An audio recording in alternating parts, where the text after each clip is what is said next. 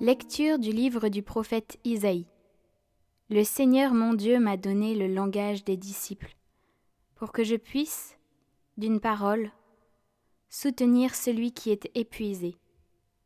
Chaque matin, il éveille mon oreille, pour qu'en disciple j'écoute. Le Seigneur mon Dieu m'a ouvert l'oreille, et moi, je ne me suis pas révolté, je ne me suis pas dérobé. J'ai présenté mon dos à ceux qui me frappaient, et mes joues à ceux qui m'arrachaient la barbe. Je n'ai pas caché ma face devant les outrages et les crachats. Le Seigneur mon Dieu vient à mon secours. C'est pourquoi je ne suis pas atteint par les outrages. C'est pourquoi j'ai rendu ma face dure comme pierre. Je sais que je ne serai pas confondu. Il est proche celui qui me justifie. Quelqu'un veut-il plaider contre moi? Comparaissons ensemble. Quelqu'un veut-il m'attaquer en justice? Qu'il s'avance vers moi. Voilà le Seigneur mon Dieu. Il prend ma défense. Qui donc me condamnera?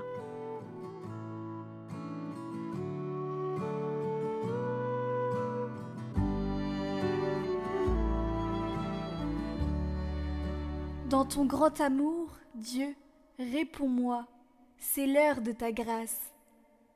C'est pour toi que j'endure l'insulte, que la honte me couvre le visage. Je suis un étranger pour mes frères, un inconnu pour les fils de ma mère.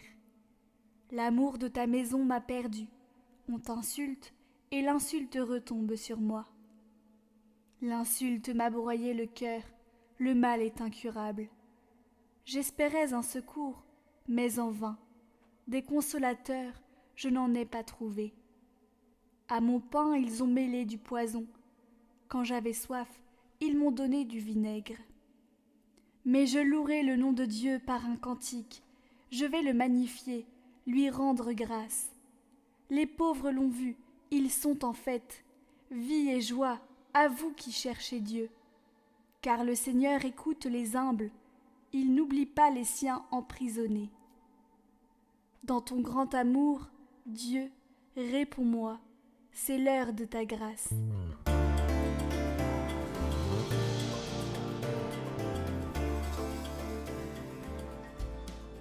Évangile de Jésus-Christ selon saint Matthieu. En ce temps-là, l'un des 12, nommé Judas Iscariote, se rendit chez les grands prêtres et leur dit : « Que voulez-vous me donner si je vous le livre ? » Ils lui remirent 30 pièces d'argent. Et depuis, Judas cherchait une occasion favorable pour le livrer.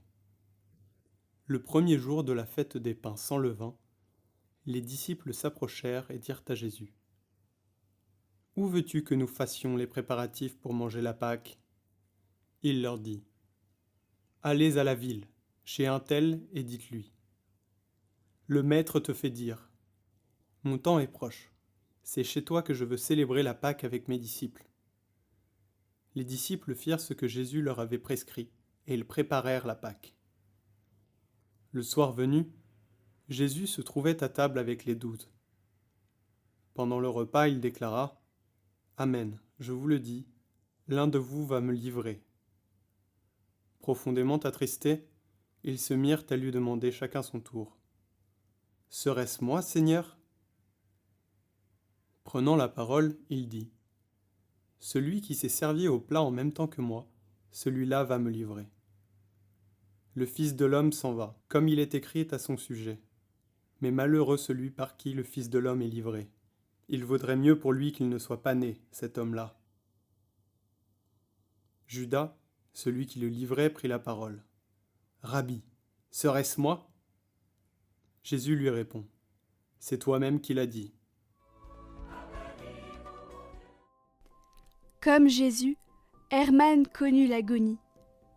Ce fut durant la première nuit à l'hôpital.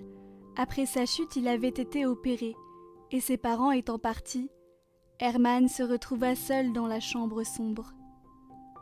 Son genou le faisait souffrir, et il ne pouvait dormir. Il fut alors pris d'une angoisse terrible, et, pour la première fois, il eut peur. Il savait qu'il allait mourir et qu'il allait devoir quitter tant de belles choses. L'école des frères, son église, sa ville et ses commerçants qu'il connaît bien, et tant de personnes aimées. Monsieur le curé, les frères, son cher ami Willy, son père et sa mère chérie. Mon Dieu, pourquoi? Il aurait tant voulu les embrasser. Il lui semblait qu'il lui disait de rester. Mon Jésus si bon, arrête tout cela, c'est trop dur. Enfin, sur le matin, il s'endort épuisé. Ses parents viennent le voir le lendemain et ils l'encouragent. « Tu seras bientôt remis et tu reviendras chez nous. »« Tu nous aimes encore ?» reprend le père en riant. « Oh oui, vous et tout le monde, je l'ai bien senti cette nuit. » Après un silence.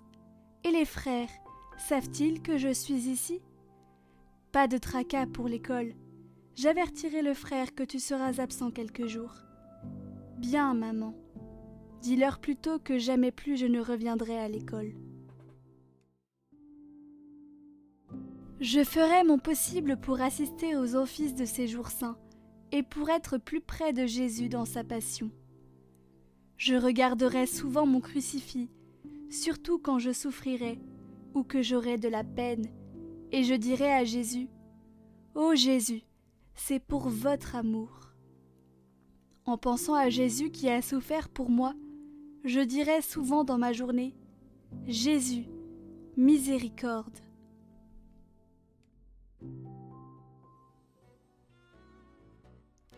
Jésus, je vous offre mon cœur pour vous consoler.